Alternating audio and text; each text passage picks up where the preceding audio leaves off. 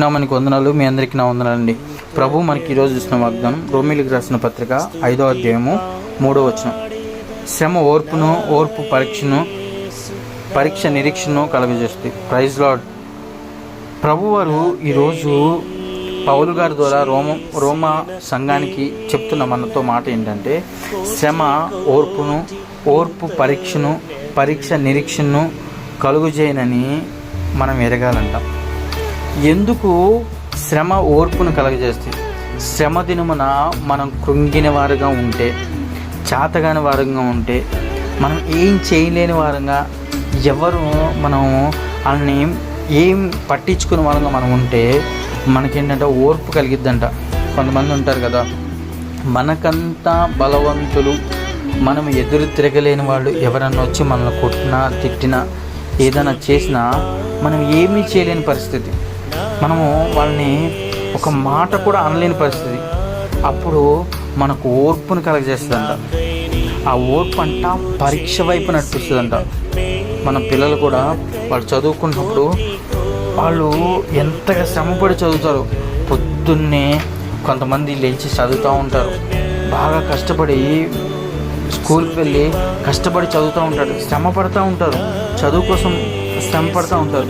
శ్రమ పడిన తర్వాత వాళ్ళు ఏదైతే ఎదురు చూస్తూ ఉన్నారో ఆ పరీక్ష దగ్గరకు వచ్చినప్పుడు రిజల్ట్ కోసం కూడా వాళ్ళు నిరీక్షణతో ఎదురు చూస్తారు.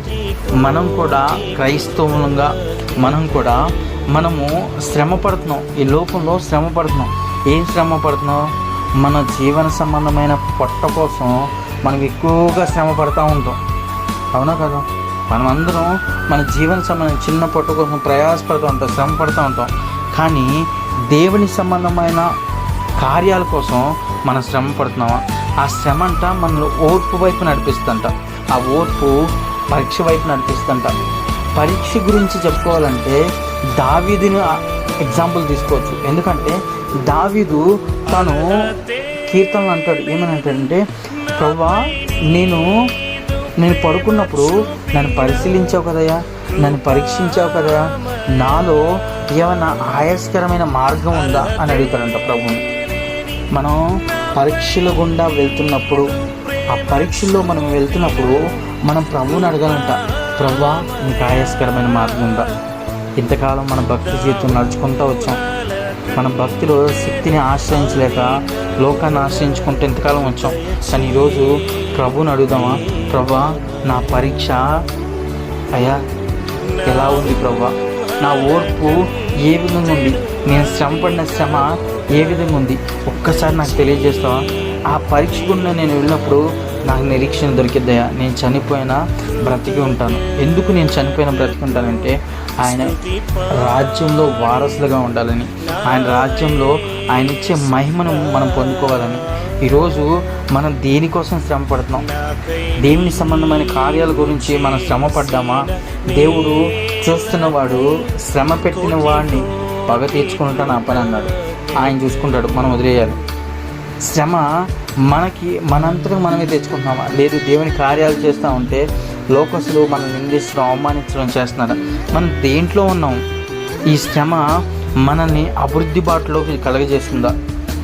మీ విశ్వాసం వల్ల వచ్చే నిరీక్షణ మీకు ధైర్యాన్ని పుట్టించే విధంగా ఉండాలి. అబ్రహాముకి విశ్వాసం వల్ల నిరీక్షణ వచ్చింది.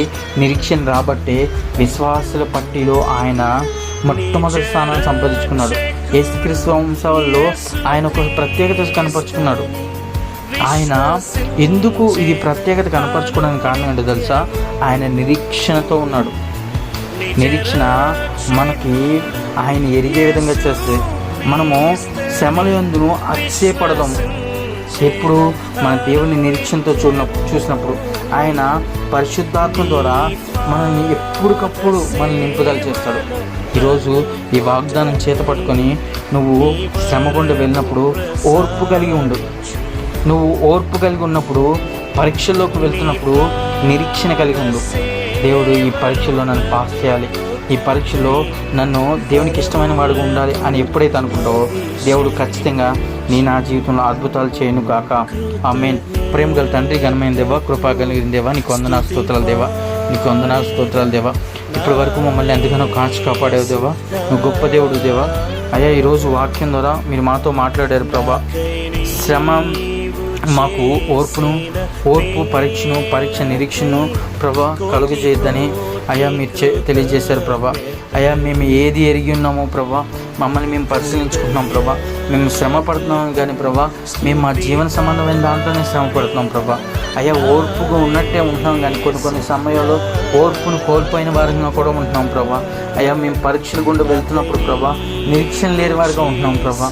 అయ్యా, ఈరోజు మా జీవితంలో ఏమైనా కొదువు ఉంటే ప్రభా ఇవన్నీ మాకు దయచేసి నీ చిత్త ప్రకారంగా జీవించే కృపని ధన్యతను మాకు దయచేసినందుకు నీకు వందనాలు స్తోత్రాలు దేవా. ఉదయాన్నే నిన్ను స్తుతించుకుంటున్నానికి నువ్వు ఇచ్చిన భాగ్యాన్ని బట్టి నీకు వందనాలు స్తోత్రాలు చెల్లిస్తాను. ఈ వాక్యం ద్వారా మమ్మల్ని బలపరిచినందుకు నీకు వందనాలు స్తోత్రాలు చెల్లిస్తాను. ఎంత మహిమ ప్రభావాలు మీరు మాతో పొందుకుని యేసు పరిశుద్ధ నామమున సమర్పించుకున్నాం తండ్రి. ఆమేన్.